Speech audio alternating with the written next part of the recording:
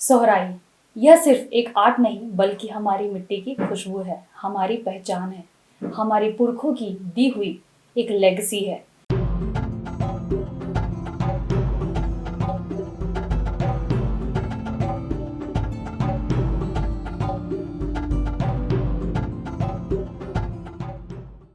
झारखंड की धरती पर जन्मी यह कला हजारीबाग के बादाम क्षेत्र से निकलकर आज भी इसको पहाड़ियों की गुफाओं में अपनी खामोश कहानी कहती है।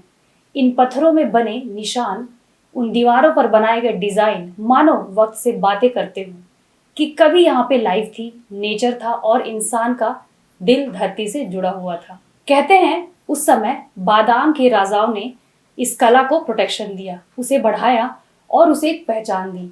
गुफाओं की दीवारों से निकलकर यह कला धीरे धीरे घर की दीवारों तक पहुंची और फिर ऐसा समय आया जब हर घर, हर आंगन, हर दीवार एक कैनवास बन गया। जहां रंग नहीं थे वहां मिट्टी थी, जहां ब्रश नहीं थे वहां औरतों के हाथ थे और जहां टेक्निक नहीं थी वहां दिलों की सादगी थी।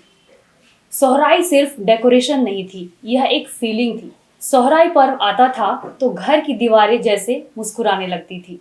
दीपावली, शादी विवाह और हर स्पेशल ओकेजन पर महिलाएं दूधी माटी, लाली मिट्टी, काली मिट्टी और गोबर से दीवारों पर डिजाइन बनाती थी। कोई फूल बनाता, कोई पत्तियां और कोई जानवर, सब कुछ नेचर से इंस्पायर्ड, सब कुछ लाइफ से कनेक्टेड। हर रेखा में एक प्रेयर होती थी, हर डिजाइन में एक विश कि घर में खुशहाली आए, धन बढ़े और परिवार फले फूले। पहले ऐसा कोई घर नहीं था जहाँ की महिलाएं इस आर्ट को ना जानती हूँ। यह स्कूल में नहीं सिखाया जाता था, यह माँ की गोद में सिखाया जाता था।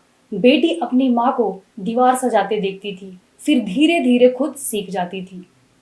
यह एक ट्रेडिशन था, एक साइलेंट लर्निंग प्रोसेस जो पीढ़ी दर पीढ़ी चलता रहा। जैसे एक नदी बहती रहती है वैसे यह कला भी बहती रही।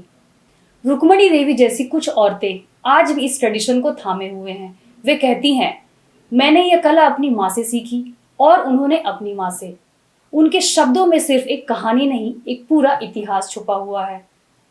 एक ऐसा हिस्ट्री जो किताबों में नहीं, दीवारों पर लिखा गया था। पुराने समय में जब किसी नवविवाहित की शादी होती थी तो उनके कमरे में एक दीवार पर खास चिन्ह बनाए जाते थे। सफेद मिट्टी, काली मिट्टी, लाल मिट्टी से बने ये सिंबल सिर्फ डिजाइन नहीं थे, इन्हें वृद्धि मंत्र माना जाता था। ग्रोथ, प्रोस्पेरिटी और न्यू बिगिनिंग का प्रतीक। बाद में ये चिन्ह फूलों, पत्तियों और नेचर के सुंदर रूपों में बदल गए और धीरे धीरे इन्हें सोहराई और कोहबर आर्ट कहा जाने लगा। समय बदला, लाइफ फास्ट हुई और मॉडर्न वर्ल्ड ने सब कुछ बदल दिया। जहां पहले दूधी माटी की खुशबू होती थी वहां अब पेंट और चूना है। जहां पहले हर घर की दीवारें बोलती थी अब वहां सन्नाटा है।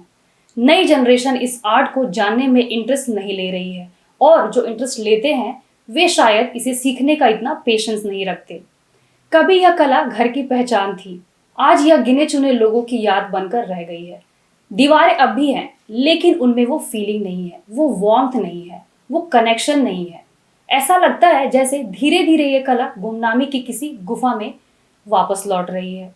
हालांकि हजारीबाग की इस कला संस्कृति को राष्ट्रीय पहचान मिली है।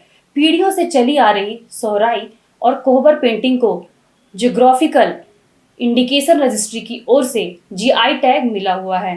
अब यह सिर्फ झारखंड की पहचान नहीं बल्कि पूरे देश में अपनी एक अलग छाप छोड़ने वाली कला बन चुकी है।